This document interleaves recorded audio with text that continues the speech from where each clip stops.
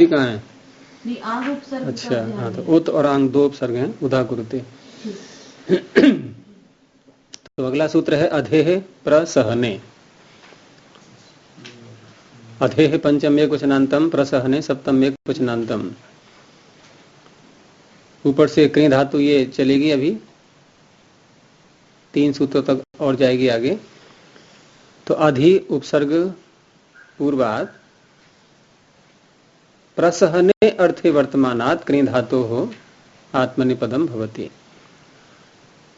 प्रसहन अर्थ में कृ धातु से आत्मनिपद होगा अधि उपसर्ग लगाने पर। वैसे कृ धातु उभय पद की है, लेकिन अधि उपसर्ग लग जाएगा, प्रसहन अर्थ होगा, तो फिर नित्य ही आत्मनिपद होगा। अब प्रसहन क्या है भाई? जैसे किसी को अपने वश में कर लेते हैं, हराते हैं, उसको दबा देते हैं, तो इसे कहते हैं प्रसहन। इसको प्रहसन मत बोल देना, सा और हा को उलट दो कहीं, तो प्रहास बन जाएगा, फिर मजाक करना। यह है प्रसहन। शह मर्षणे धातु है, शह मर्षणे। सहोसी सहोमयी धेहि बोलते हैं परमात्मा के लिए, प्रार्थना करते हैं उससे। सहनशीलता, सहन शब्द बनता है जिस धातु से, वो है ये प्रसहन। तो प्रकृष्ट रूप से किसी को दबा दिया है, दबाना। शत्रु को वश में करते हैं, जकड़ लेते हैं, तो शत्रुम अधि कुरुते, तभी तो अधि लगाया गया है। ये अधि से ही अर्थ निकल रहा है, ये अधिकार में कर लिया। अधिकार में क्या है? अधि और क्री, वही तो है अधिकुरुते में। अधिकुरुते में कौन धातु क्या है? क्री और अधि उपसर्ग। तो अधि और क्री से घाय करते हैं तो क्या बनता है? अधिकार। तो जो अधिकार का अर्थ निकल रहा है वही ले लो आप यहाँ पर, वही प्रसहन है। तो शत्रुम अधिकुरुते, अब यहाँ अधिकरोति नहीं कहेंगे, ये तात्पर्य है। तो क्री से तो बन जाएगा ना कुरुते, कोई समस्या तो नहीं है। आगे है वेह शब्द कर्मणः। वेह शब्द कर्मणः, तो वेह पंचम एकवचनांतम, शब्द कर्मणः पंचम एकवचनांतम। शब्द कर्म, शब्दः कर्म यस्य, शब्द है कर्म जिसका। उसमें निरुक्त में जहां भी कर्म शब्द आता है, क्या अर्थ होता है इसका? अर्थ। और प्राय करके धातु के साथ बोलते हैं वो, कि गति कर्मा। ये धातु कैसी है? गति अर्थ वाली। वहां कर्म का अर्थ होता है अर्थ, यहाँ कर्म यही है, कर्तुरीप्सितम कर्म। लेकिन और भी अर्थ होते हैं यहाँ पर व्याकरण में, जैसे पीछे कल आया, परसों आया था सूत्र कर्तरी कर्म व्यतिहारे, तो वहां कर्म का अर्थ वो नहीं था कर्तुरीप्सितम कर्म, वहां कर्म का अर्थ था क्रिया, और नृत्य में कर्म का अर्थ है अर्थ। यहाँ वही लेंगे शब्द जिसका कर्म है। नहीं, कर्तुरीप्सितम कर्म कर्तुरीप्सितम कर्म वाला कर्म। तो वी पूर्वात शब्द कर्मणः क्री धातु आत्मनिपदम भवति। शब्द कर्म है जिसका, ऐसी क्री धातु से वी उपसर्ग लगा करके आत्मनिपद का प्रयोग होगा। उदाहरण है जैसे क्रोष्टा विकुरुते। क्रोष्टा कहते हैं गीदड़ के लिए, क्रोष्ट्री शब्द है ये, क्रोष्ट्री। क्रुश आह्वाने रोदने च, तो उससे बनता है क्रोष्ट्री, त्रिच प्रत्यय करके। और प्रथमा व्यक्ति के एक वचन में क्रोष्टा अर्थात गीदड़। विकुरुते कैसे बोल रहा है? विकृत ध्वनि में, यानी शब्द कर्म हो गया ना, शब्द अर्थ निकल रहा है इससे। विकृते का तात्पर्य है विकृत ध्वनि से, यानी बिगाड़ करके, स्वरों को बिगाड़ करके बोल रहा है, वर्णों को बिगाड़ करके बोल रहा है। तो क्रोष्टा विकृते स्वरान। हवन, आवाहन, आह्वान, नहीं, बुलाना नहीं है। विकृत शब्दों के उच्चारण में शब्द अर्थ निकलना चाहिए उसमें। कुश धातु से कुरुष आह्वाने रोदने च, रोते हैं ये लोग, गीदड़। ऐसे ही आपने काकों की ध्वनि सुनी होगी, कौओं की, तो कभी तो ये काँव काँव करते हैं, एक थोड़ी अच्छी ध्वनि लगती है इनकी, लेकिन कभी कभी देखा होगा आपने, बहुत गंभीरता से एकदम बड़ा विचित्र निकालते हैं ध्वनि को। देखा है नहीं? कुत्ते नहीं, कौए, कौओं की ध्वनि कई प्रकार की निकलती है। तो उसमें उसका बन जाएगा ये ध्वांक्षो विकुरुते स्वरान। ध्वांक्ष माने काक, कौआ, तो ये भी स्वरों को बिगाड़ करके बोल रहा है। तो इस तरह से यहाँ जो स्वरान शब्द दिया है दोनों उदाहरणों में, ये स्वरान क्या है? कर्म। और कैसा कर्म है? ये शब्द रूपी कर्म है। स्वर क्या है? शब्द ही तो है ये। तो शब्द कर्मक धातु से, क्रिय से आत्मनिपद हो गया। वी उपसर्ग लगाएंगे तभी करेगा ये सूत्र अपना कार्य। अंत में आगे है अकर्म काच्य। अकर्मक, अकर्मकात पंचम एकवचनांतम च अव्यपदम। तो अकर्मकात, वी पूर्वात अकर्मकात क्रिय धातोर आत्मनेपदम भवति। वी तो ऊपर से आ ही गया था, वहां से ले लेंगे। तो अकर्मक जब रहेगी ये क्रिय धातु, कोई भी कर्म नहीं होगा इसका, और वी उपसर्ग लगा होगा, तब भी आत्मनेपद हो जाएगा। क्रिय धातु ये सकर्मक है या कर्मक है? दोनों प्रकार से आ तो गया, तभी तो अकर्मक ले पाएंगे हम। कर्म नहीं होगा इसका। और फिर आप ये देखा करो, कोई भी धातु सकर्मक अकर्मक का निर्णय वाक्य में होता है। कुछ तो ऐसी होती हैं कि मूल अवस्था में भी जिनका पता लग जाता है अकर्मक का, सकर्मक का नहीं। सकर्मक भी सकर्मक तब है जब कर्म साथ में है उसके वाक्य में,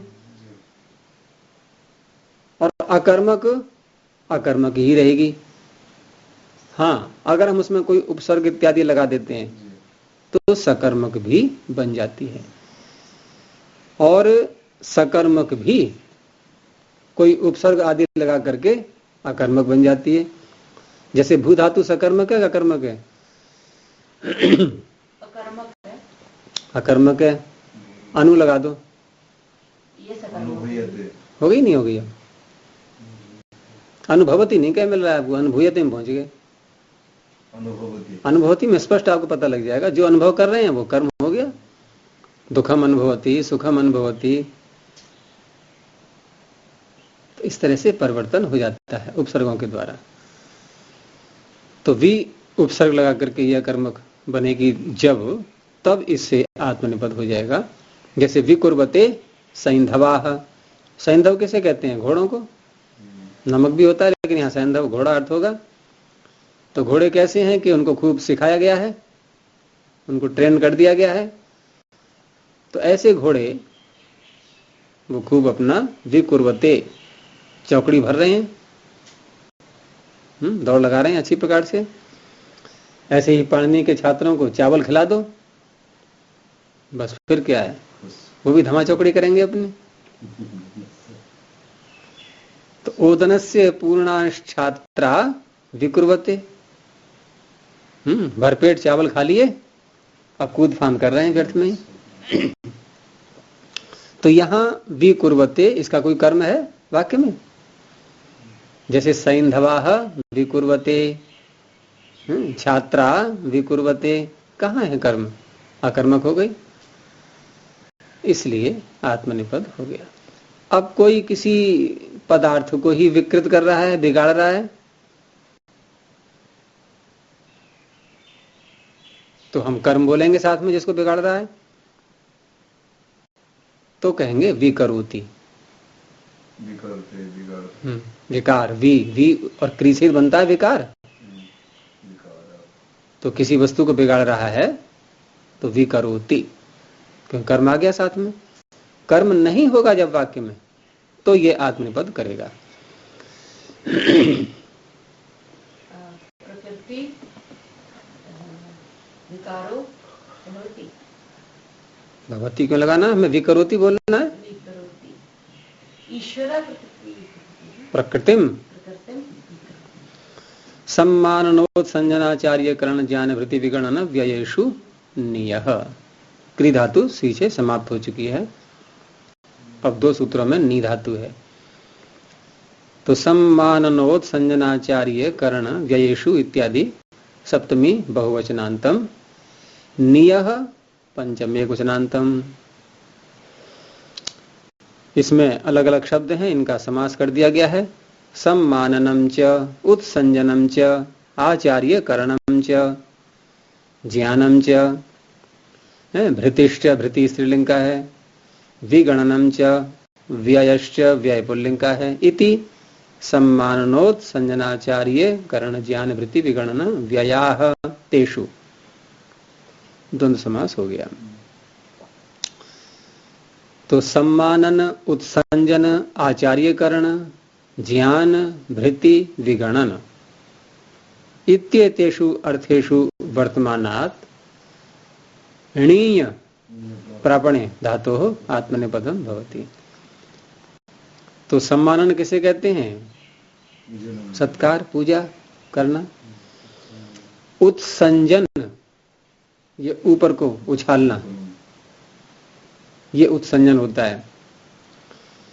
और आचार्यकरण आचार्य क्रिया, आचार्य का आचार्य क्रिया, आचार्य व्यवहार आदि। हाँ आचार्य के जो व्यवहार है ना, हाँ, वो आचार्य क्रिया। आचार्य का जो कार्य है वो आचार्यकरण हो गया। और ज्ञान किसी तत्व का निश्चय करना, ज्ञान। और क्या है? विगणन आचार्यकरण ज्ञान, ज्ञान भृति, भृति वही वेतन को बोलते हैं भाई। किसी व्यक्ति को वेतन के आधार पर कार्य करने के लिए रख लिया गया, ये भृति हो गई। और विगणन, विगणन को यहां इन्होंने लिया है कि ऋण आदि किसी का हमने लिया और अब हम उसको वापस कर रहे हैं, उसको चुका रहे हैं। इनके ऋण देना या कर देना, टैक्स देना इत्यादि, ये आता है विगणन में। और अंत में है व्यय। व्यय का अर्थ है व्यय करना, खर्च करना। इन अर्थों में नी धातु गुरुजी ये निर्यातनम वापस है। ये निर्यात कहाँ है? ऋणादेर निर्यातनम। निर्यात माने चुकाना, अपने पास से देना, निकाल करके देना, निर्यात वापस कर देना। तो एक एक उदाहरण देखिए। पहले सम्मानन का, मातरम सन्नयते, सभी जगह नयते का प्रयोग करना है। तो नी धातु लट लकार त और शब गुण आयादेश नयते ये बन जाएगा। उपसर्ग क्या लगाना है? तो प्रायः करके यहाँ वी उपसर्ग मिलेगा आपको, और भी मिल जाएंगे। तो मातरम सन्नयते, तो यहाँ पर सम्मानन अर्थ लेना है, अर्थात माता की पूजा करता है। माता कर्म हो गया। ऐसे ही नयते आचार्यो वेदेषु, आचार्य वेदों में प्रवृत्त कराते हैं। हाँ, नयते णीय प्रापणे पहुंचाना, प्रवृत्त कराते हैं। तो नयते आचार्यो वेदेषु। ऐसी उत्संजन उछालना, दंडम उन्नयते, दंड को उछालता है। माड़वकम उन्नयते, बच्चों को उछालते हैं, नहीं पकड़ के खिलाते हैं उनको। तो माड़वकम उदानयते, बच्चे को उछालता है। आचार्यकरण, जहाँ भी उपसर्ग के बाद अकार, नहीं, यहाँ पर मातरम सन्नयते में सम उपसर्ग था। हाँ जी, उपसर्ग तो बदल सकते हैं। आगे मतलब तो दंडम उन्नयते में उत उपसर्ग है। हाँ जी, हाँ, तो कहीं कोई आएगा, कहीं कोई आएगा। तो जहाँ उदात्त है वहाँ हर जगह हम आग उदात्त, उदा जहाँ पे आ रहा है, अभी उदा है ही नहीं कोई उपसर्ग, उत है। उत है हाँ, उसका उदा रहा है, इसका वहाँ पे तो उदा नहीं बोलेंगे हम, उत और आ, आप मिला क्यों रहे उसको? अच्छा, दो हैं उपसर्ग वहां पर। आचार्यकरण का दिया उदाहरण, माणवकम उपनयते, तो ये काम आचार्य का हुआ, आचार्यकरण। उपनयन आचार्य के समीप ले जाते हैं। कौन ले जाता है? आचार्य के समय माता पिता ले जाते हैं। कहाँ है इसमें? 8 साल को उम्र में छोड़ने जाते हैं। माणवकम उपनयते, बच्चे यहाँ ले जाना अर्थ नहीं है। माणवक का आचार्य उपनयन संस्कार कर रहा है, इसको इस रूप में लेंगे। तो ये कार्य कौन कर रहा है? आचार्य, तो आचार्यकरण हो गया, आचार्य की क्रिया हुई ना ये, यानी कि ये क्रिया माता पिता नहीं करेंगे, आचार्य अपने आचार्य करेंगे। शिष्यों का अपने प्राप्ति और अपने परिवार में भी कराएंगे आचार्य उपनयन संस्कार बच्चे, माता पिता बच्चे का, तब भी आचार्य को ही बुलाएंगे, यानी ये कार्य आचार्य का है, आचार्यकरण, ये है आचार्यकरण। यानी जो कार्य आचार्य ही कर सकता है, कोई और नहीं कर सकता, उसे कहा गया है आचार्यकरण। अब ये नोटबंदी मोदी ही तो कर सकता था, तो ये क्या है? मोदीकरण। ये मोदी का कार्य है, आचार्यकरण आचार्य का कार्य है।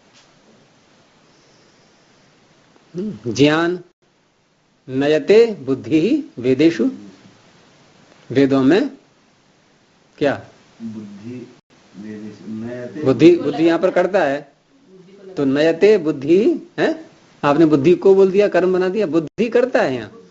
नयते बुद्धि वेदेषु, वेदों में बुद्धि चल रही है, चल रही है, खूब खूब समझ में आ रहे हैं मंत्र, अर्थ आ रहा है समझ में, चल पड़ी बुद्धि वेदों में, तो नयते बुद्धि वेदेषु, ये ज्ञान अर्थ में आ गया। बुद्धि चल रही है का अर्थ है मंत्रों का ज्ञान हो रहा है, तो ऐसे आत्मनिपद का प्रयोग होगा। भृति, किसी कर्म कर को, नौकर को रखा, तो कर्म करान उपनयते, यहाँ उपसर्ग लाएंगे। अब यहाँ ये अर्थ मत लेना है कर्म करों का उपनयन संस्कार कर रहा है कोई, उपनयन समीप ले कर्मकारों को, मजदूरों को, यानी वेतन पर रख रहा है उनको, ये अर्थ हुआ इसका। समीप में ला रहा है नहीं, वेतन पर रख रहा है, भृति अर्थ निकालना है, ऐसे नहीं रख रहा है फ्री में। तो कर्म करान उपनयते। विगणन, टैक्स इत्यादि देना। मद्राह करा करम विनयन्ते, मद्र, तो मद्र देश का नाम है, यानी मद्र देशवासी, उनको ही मद्र ही कहेंगे। जनपदे लुप तस्य निवास है, जनपद अर्थ में लुप हो जाएगा, मद्र का मद्र ही रहेगा। ऋण देना, टैक्स देना, चुकाना। तो मद्राह यानी मद्र देश के रहने वाले करम विनयन्ते, कर को दे रहे हैं गवर्नमेंट के लिए, हाँ शासन के लिए दे रहे हैं। अंत में है व्यय, व्यय का तात्पर्य खर्चा करना, व्यय करना। शतम विनयते, 100 रुपए खर्च कर रहा है कोई, व्यय कर रहा है। सहस्रम विनयते, इस तरह से ये प्रयोग में आते हैं। आगे है कर्तृस्थे जा शरीरे कर्मणि। कर्तृस्थे सप्तम्ये क्वचनान्तम च अव्यपदम, अशरीरे सप्तम्ये क्वचनान्तम, कर्मणि सप्तम्ये क्वचनान्तम। कर्तृस्थ, कर्तृस्थ, कर्तरि तिष्ठति इति कर्तृस्थ, जो कर्ता में स्थित है, जो कर्ता में स्थित है, ऐसे भाव को लेना है। जैसे क्रोध इत्यादि होते हैं ना, कर्ता में ही तो स्थित होंगे। तो कर्तृस्थ, कर्तरि तिष्ठति इति कर्तृस्थः तस्मिन् कर्तृस्थे। और अशरीरे, न शरीरम इति अशरीरम तस्मिन् अशरीरे, कर्ता में तो स्थित हो, शरीर में न हो। क्रोध कहाँ रहता है? शरीर में तो नहीं है ना।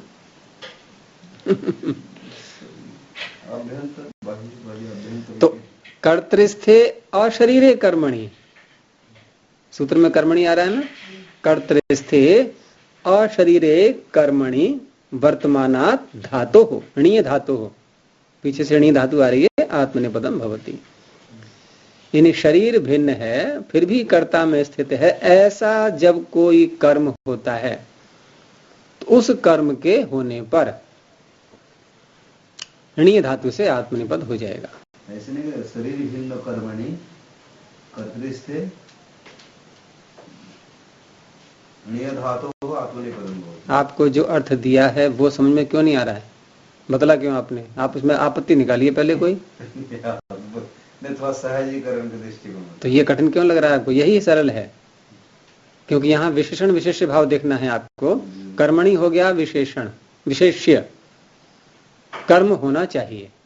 अब प्रश्न है कर्म कैसा हो, तो कहा कर्ता में स्थित हो। फिर कर्ता में स्थित हो का विशेषण है अशरीरे, शरीर में स्थित न होते हुए कर्ता में स्थित हो, तो अशरीरे कर्तृस्थे कर्मणि नीय धातु आत्मनेपदम भवति। ठीक है, शरीर भिन्न यानी कर्ता में स्थित तो हो लेकिन शरीर में न हो, शरीर में न हो। तो क्रोध को लिया इन्होंने, क्रोधम विनयते, कोई अपने क्रोध को दूर कर रहा है। कहाँ है क्रोध? ये शरीर में नहीं है और फिर भी कर्ता में है। जीवात्मा में है क्रोध, भाव है उसका। क्रोध को दूर करता है। हाँ, नहीं करना चाहिए। करना भी चाहिए, नहीं भी करना चाहिए। चलो आप मत करना तो। ये नहीं, बड़ा specific- मैंने बोला ये नहीं बोला करना भी चाहिए नहीं भी करना चाहिए, दोनों में। क्या कह रहे हैं, क्या है? ये मतलब सिर्फ भावनाओं के लिए सूत्र हो गया कि कर्ता में तो है लेकिन शरीर में हाँ, शरीर में नहीं है। भावना। अब मान लो कोई रक्त दे रहा है, रक्त निकाल रहा है अपना, देते हैं रक्तदान, जी जी, उसमें नहीं आएगा। तो ये तो रक्त शरीर में है। जी, अब हम कहेंगे रक्तम विनयते, नहीं बनेगा, रक्त भी नयती। वहां विनयती बनेगा। रक्त निकलवा रहा है, लेकिन विनय का अर्थ ये तो पता लग गया ना, निकालना। जैसे हम कहते हैं भाई विनय का व्यवहार किया करो, तो क्या करते हैं हम? कोई व्यवहार निकालते हैं ना अपने अंदर से दूसरे के लिए, ये विनय ही तो हो गया। गुरुजी, मैं एक चीज पूछ रहा हूँ। यानी कि विशेष रूप से निकालना, ले जाना, पहुंचाना कहीं पर भी, ये हो गया विनय। और एक नय, नीति, नी धातु से बनता है नीति, नय। तो यहाँ कोई ऐसे नियम जो जनता को, प्रजा को चलाते हैं, नय नीति। नीति कैसे बना? नए से ती। स्त्रियाम कृतिन, ये बात तो सब जगह प्रयोग हो जाएगा, हैं? किसी व्यक्ति विशेष में तो प्रयोग हो जाएगा, वो ठीक है। अब ये माता पिता मान ले अपने बालक को अगर मान ले थोड़ा सा गुस्सा नहीं करते हैं, तो वो तो हो गया, फिर तो बालक का सुधार। वो गुस्सा नहीं कहते हैं उसको, वो गुस्सा नहीं कहलाती है। डरना, भड़क करना नहीं, वो गुस्सा नहीं है, वो कल्याण की भावना छिपी है उसमें अंदर। एकदम पूछ रहा हूँ। क्योंकि क्रोध तो हानिकारक है, क्रोध को सब जगह हानिकारक माना गया है। वो क्रोध नहीं कहेंगे उसको, क्रोध को दूर ही करना है। क्रोधम विनयते, मन्युम विनयते। मन्यु भी यहाँ क्रोध के अर्थ में है, वो परमात्मा वाला मन्यु नहीं है। मन्यु रसी मन्युम मई देहि, वो ज्ञान पूर्वक होता है। मन्यु का मतलब यहाँ क्रोध के अर्थ में ही लिया है मन्यु को। क्यों गुरु जी? अब मान लीजिए एक गुरु जी है, जैसे आपने मुझे डांटा, सुधारात्मक दृष्टि। हाँ, तो उसको क्रोध नहीं कहेंगे, तो उसके तो मन्यु का। हाँ, मन्यु कहेंगे, लेकिन यहाँ जो मन्यु का धारण देंगे हम, ये क्रोध के अर्थ में है। और ईश्वर से जो मन्यु मांगते हैं हम, वो दूसरा है। क्या है? यानी हम दूसरे के दोषों को निकालने का प्रयास तो करें, लेकिन ज्ञान पूर्वक। तो ईश्वर में मन्यु है, क्रोध नहीं है। नहीं तो ऐसा कहीं वाक्यांश मिलेगा आपको, मंत्र का अंश कि क्रोधोसी क्रोधोमयी देहि देहि, मिलता है कहीं? मन्यरसी मन्युमयी देहि बोलते हैं, क्रोधोसी क्रोधोमयी देहि नहीं कहेंगे। क्रोधोसी क्रोधमयी देहि, वो मन्यु क्या है? हाँ, वो है ज्ञान पूर्वक जो हमारे अंदर विचार हैं कि दूसरे की विकृतियां दूर हों, और उसमें हम प्रयास करते हैं, उसे कहते हैं मन्यु। और क्रोध में ज्ञान समाप्त हो जाता है, एक कोने में बुद्धि को रख देते हैं। क्रोध जो है बुद्धि को नष्ट करता है, नहीं, गीता में आया हुआ है। क्रोधाद भवति सम्मोहः, सम्मोहाद स्मृति विभ्रमः। स्मृति भ्रंशात बुद्धिनाशो बुद्धिनाशात प्रणश्यति। तो वो स्थिति नहीं आनी चाहिए। सम्मोह क्या होता है? मोह वही चित्ते गया, ज्ञान तो गया। क्रोधात भवति सम्मोह, क्रोध से सम्मोह, अच्छी प्रकार से मोह हो गया। मोह क्या है? मोह वही चित्ते, यानी चित्ती संज्ञान है, वो तो गया, ज्ञान तो गया। तो क्रोध सबसे पहले हमारे ज्ञान को नष्ट करता है, और वहां मन्यु में ज्ञान ही है, मन ज्ञान है, मनु अवबोधन है, वो है मन्यु। लेकिन यहां जो मन्यु उदाहरण दिया है इन्होंने, मन्युम विनयते क्रोधम विनयते, ये दोनों एक ही अर्थ में लिए जाएंगे। चलिए, वृत्ति सर्ग तायनेषु क्रमः, वृत्ति सर्ग तायनेषु सप्तमी बहुवचनांतम क्रमः पंचम एकवचनांतम। 3 शब्द हैं इसमें, वृत्तिश्च सर्गश्च तायनम च, द्वंद्व समास। तो वृत्ति, सर्ग और तायन। वृत्ति का तात्पर्य जो बिना रुकावट के कोई कार्य चल रहा है, व्यवहार चल रहा है, व्यापार चल रहा है, तो ये हो गया वृत्ति। और सर्ग, सर्ग यहां पर उत्साह अर्थ में व्याख्याकारों ने लिया है। और तायन कहते हैं विस्तार के लिए। तो इन अर्थों में जब क्रम धातु आएगी, वृत्ति सर्ग तायन इत्येतेषु अर्थेषु वर्तमानात् क्रम धातु आत्मनेपदम भवति। और वैसे क्रम धातु परस्मैपद की है, क्रमति, तो क्रम से आत्मनेपद होकर बन जाएगा क्रमते। तो जैसे वृत्ति का लिया पहले उदाहरण, मंत्रेषु अस्य क्रमते बुद्धि, क्या अर्थ होगा? बिना रुकावट के इसकी बुद्धि व्यक्ति की मंत्रों में चल रही है, कोई बाधा नहीं आ रही है, खूब समझ में आ रहे हैं मंत्र, ये वृत्ति हो गया। तो क्रमते, चल पड़ी बुद्धि। ऐसे ही सर्ग में, सर्ग का मतलब उत्साह, तो कोई व्याकरण के पढ़ने में उत्साह दिखा रहा है सोकामा जी की तरह, तो व्याकरणाध्ययनाय क्रमते, व्याकरण के अध्ययन के लिए उत्साहित हो रहा है कोई भी अध्येता। तायन विस्तार के लिए, अस्मिन् शास्त्राणि क्रमन्ते, इसमें शास्त्र क्रमन्ते विस्तार को प्राप्त हो रहे हैं, समृद्ध हो रहे हैं, यानी किसी मनुष्य में। हाँ, तो अस्मिन् शास्त्राणि क्रमन्ते, तो ये हो गया क्रम का। इसी धातु को आगे ले लिया है, 2 उपसर्ग और जोड़ दिए गए हैं उपपराभ्याम, और अर्थ भी वही ले लेंगे पीछे वाले सब। तो उपपराभ्याम पंचमी द्विवचनांतम, उपश्च पराश्च इति उपपरौ ताभ्याम उपपराभ्याम। तो उपपरा इत्येवं पूर्वात् वृत्ति सर्ग तायनेषु अर्थेषु वर्तमानात् क्रम धातोः आत्मनेपदम भवति। तो अर्थ तीनों वही रहेंगे। अब इससे यह भी सिद्ध हो गया कि उप और परा अथवा कोई भी उपसर्ग न हो, ऐसे हम जब क्रम धातु बोलते हैं तो ये 3 अर्थों से निकल आते हैं, वृत्ति सर्ग और तायन। तो वहां भी ऐसे बोलेंगे, जैसे मंत्रेषु अस्य क्रमते बुद्धि, जब उदाहरण आया था पहला वाला, उसमें हम यूं भी कह सकते हैं कि मंत्रेषु अस्य उपक्रमते बुद्धि पराक्रमते बुद्धि। ऐसे ही व्याकरणाध्ययनाय क्रमते उपक्रमते पराक्रमते, अस्मिन् शास्त्राणि प्रथम क्रमन्ते उपक्रमन्ते पराक्रमन्ते। और उसमें थोड़ा सा भेद भी करना हो तो उप शब्द जब कहीं आता है तो उसमें एक प्रारंभ अर्थ और जुड़ जाता है थोड़ा सा, लेकिन वो प्रारंभ अर्थ होते हुए भी अर्थ वही लेना है, वृत्ति सर्ग और तायन। जैसे मंत्रेषु अस्य क्रमते बुद्धि कहा हमने, और फिर कहा कि मंत्रेषु अस्य उपक्रमते बुद्धि, तो अब अर्थ लेंगे यहाँ पर थोड़ा सा कि मंत्र में बुद्धि चल तो रही है लेकिन चलना प्रारंभ हुई है, अब चलना प्रारंभ हुई है।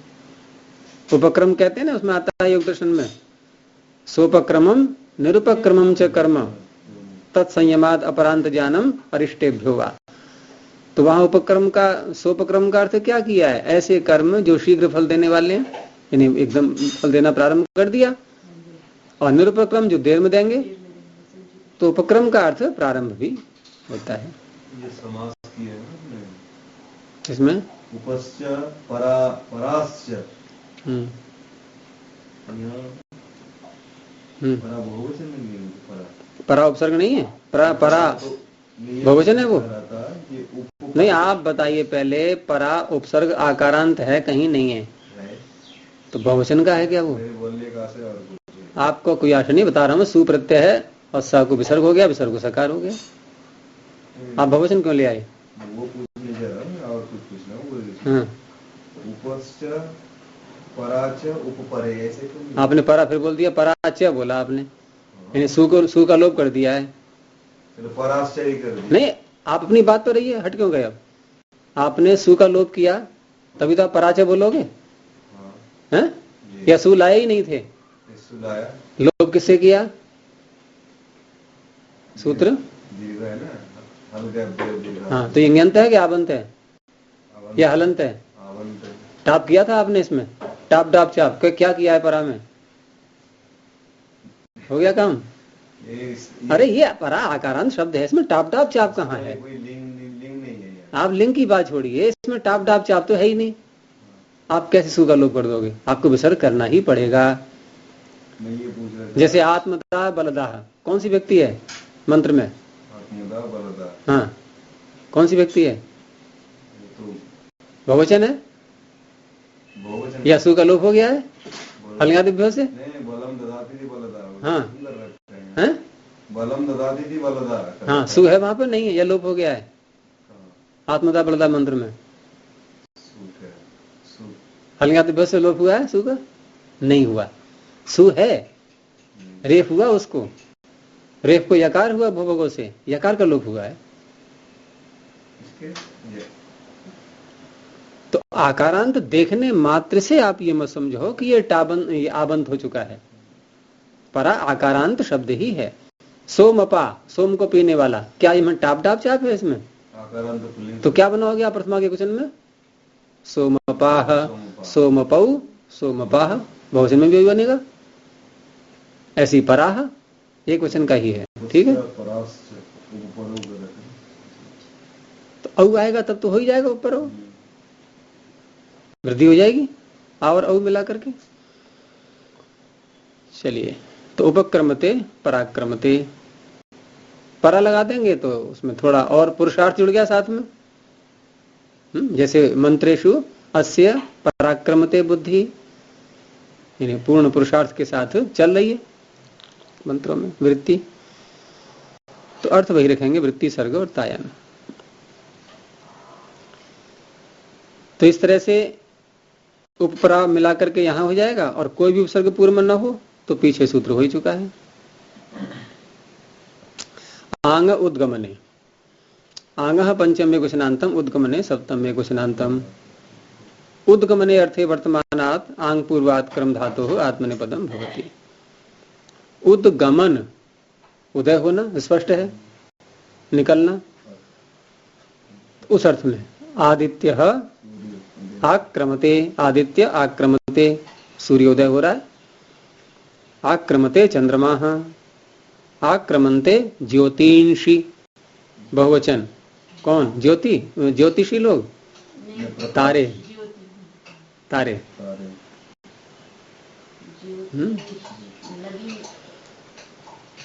तो ज्योतिष शब्द का बहुवचन ज्योति, ज्योतिषी, ज्योतिषी। वेह पाद विहरणे, ये क्रम धातु आगे तक जाएगी अभी। वेह पंचम्य क्वेश्चनांतम, पाद विहरणे सप्तम्य क्वेश्चनांतम। पाद विहरण, पादयोः विहरणम, पाद विहरणम, पैर फैलाना, पैर उठाना, उठा के आगे बढ़ाना, इस अर्थ में। तो विपूर्वात् क्रम धातु हो पाद विहरणे अर्थे वर्तमानात् आत्मनेपदम भवति। तो सुष्ठु विक्रमते वाजी, वाजी कहते हैं घोड़े के लिए। क्यों कहते हैं? वाजी वाजी वाजे वाजे, मंत्र भी है वो मंत्र में तो अलग है। योगे योगे तवस्तरम वाजे वाजे हवा महे सखाय इंद्रम ऊतये। तो वाज कहते हैं बल के लिए, और बल जिसका हो, वाजह अस्य अस्ति अस्मिन अस्ति तदस्यास्त्यस्मिनिति मतो अत इनि ठनौ, तो वाजी वाजिन शब्द है, वो वाजिन। तो सुष्ठु विक्रमते, वाजी घोड़ा जो है अच्छी प्रकार से कदम उठा रहा है, ये हो गया पाद विहरण। तो विक्रमते साधु विक्रमते, वाजी अच्छी प्रकार से उठा रहा है। प्रोपाभ्याम समर्थाभ्याम, प्रोपाभ्याम पंचमी द्विवचनांतम, समर्थाभ्याम पंचमी द्विवचनांतम। समर्थ समः अर्थः ययोः, समान अर्थ है जिनका, सम अर्थ में ही सम ले लिया है अकारांत, तो उन्हें कहेंगे समर्थ। द्विवचन है ये। ताभ्याम समर्थाभ्याम, और ये किन का बनेगा? ये विशेषण प्रोप का, प्र और उप का। क्योंकि जब बहुरी समास करेंगे तो बहुरी समास बनता है विशेषण, और द्विवचन आ रहा है, तो किन का बनेगा विशेषण? प्र और उप का। अर्थात प्र और उप हम उपसर्ग बोलेंगे तो क्रम धातु के साथ में, लेकिन जब प्र बोला हमने तब भी वही अर्थ, उप बोला तब भी वही अर्थ, समान अर्थ में ही प्रयोग करना है इनको, अर्थ नहीं बदलेगा, तब ये सूत्र अपना कार्य करेगा। तो प्र उप इत्येवं पूर्वात् क्रम धातु हो आत्मनेपदम भवति, यदि तौ प्र उप उपसर्गौ समर्थौ अर्थात समानार्थौ भवतः, समान अर्थ वाले जब होंगे तब। और ये समान अर्थ में कब बनते हैं? प्र और उप ये समान अर्थ में तब बनते हैं जब हम प्रारंभ अर्थ लेते हैं किसी क्रिया का। प्रक्रम और उपक्रम ऐसे बोलते हैं नहीं, और प्रक्रम भी है, और दोनों का अर्थ वही है, यानी प्रारंभ किया है कोई कार्य। तो प्रक्रमते भोक्तुम, क्या हुआ? खाना प्रारंभ कर रहा है, इसी को आप उप बोल दो, अब अर्थ नहीं बदलेगा। उपक्रमते भोक्तुम यानी भोजन करना प्रारंभ कर रहा है अब, यानी पहला ग्रास अब लिया है। समीप भी हो गया और उप यहाँ समीप अर्थ नहीं लेंगे, अब यहाँ प्रारंभ अर्थ लेंगे। इसी को आदि कर्म कहते हैं, क्रिया का आदि, प्रारंभ, आदि कर्म। तो उपक्रमते भोक्तुम, पराक्रमते भोक्तुम। तो यहां तक तो ये क्रम धातु जो चलती रही थी, इसमें कहीं कोई उपसर्ग कहीं कोई उपसर्ग, केवल पहले सूत्र में उपसर्ग नहीं था, वृत्ति सर्ग तायनेषु क्रमः। उसके बाद 39 में उपपरा जुड़ गए, 40 में आंग जुड़ गया, 41वें सूत्र में वी जोड़ दिया गया, 42वें में प्र और उप जोड़ दिए गए। लेकिन अब खुली छूट दे रहे हैं थोड़ा। अनुपसर्गाद वा, अनुपसर्गात पंचम्य वचनांतम वा अव्यपदम, यदि कोई भी उपसर्ग नहीं है क्रम धातु से पहले, तो उस अवस्था में आत्मनिपद विकल्प से होगा। तो अनुपसर्गात न उपसर्गः यस्य, स अनुपसर्गः तस्मात् अनुपसर्गात, उपसर्ग रहितात् क्रम धातुः आत्मनेपदम वा भवति। तो अब चाहे क्रमते बोले हम या क्रामती बोले, अर्थ क्या होगा? क्रम उपाद विक्षेप, चलना, पैरों को आगे बढ़ाना। तो क्रमते या क्रामती बोलेंगे। अब ये जो लट लकार में रूप चलता है इसका, जब ये आत्मनिपद नहीं होगा तो क्रामती है,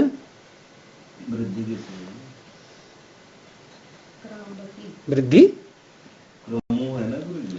करो वृद्धि। अच्छा सूत्र बोलो आप पहले, चलो आपकी बात मान लेते हैं। नहीं, के क्राम, अब आप नहीं मत बोलो, आप वृद्धि का सूत्र बताओ, और ये बताओ कि हित प्रत्यय परे है या अणित परे है। धातु देखो क्रम, आगे शप और तिप, करो वृद्धि।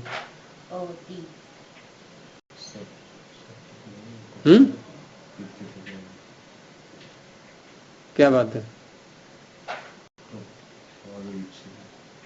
नहीं मिल रहा है कोई सूत्र? वृद्धि करने वाला। क्रमः परस्मैपदेशो। क्रमः परस्मैपदेशो। तो ये वृद्धि करता है। परस्मैपदेशु अर्थेषु क्रमः धातु की विकल्प से दीर्घ कर देता है। आप ये देखो, ये सूत्र है कौन से प्रकरण में? ये वृद्धि के प्रकरण में है कि दीर्घ के प्रकरण में है? दीर्घ का प्रकरण। फिर आप दीर्घ बोलते, आपने कहा वृद्धि हो गई है, तो दीर्घ हो जाता है इससे। परस्मैपद पद में हम जब प्रयोग करेंगे तो क्रमः परस्मैपदी पदेषु क्षमामष्टानाम दीर्घः शनि ष्ठिवु क्लमु चमाम शिति क्रमः परस्मैपदी पदेषु। और शिति भी साथ में ऊपर से आ रहा है। आप परस्मैपदी पद में सारे लकारों में दीर्घ नहीं कर पाओगे। आप कहने लगोगे क्रामिष्यति क्रामिष्यतः, ऐसे नहीं, वहां क्रमिष्यति ही बनेगा। वहां शित कहाँ है? स्या है ना लिरिट में, वहां हो जाएगा दीर्घ। तो ष्ठिवु क्लमु चमाम शिति, शिति ऊपर से लेकर के अब आपको लगाना है क्रमः परस्मैपदी पदेषु। तो 4 लकार ही मिलेंगे। तो क्रमते और क्रामति।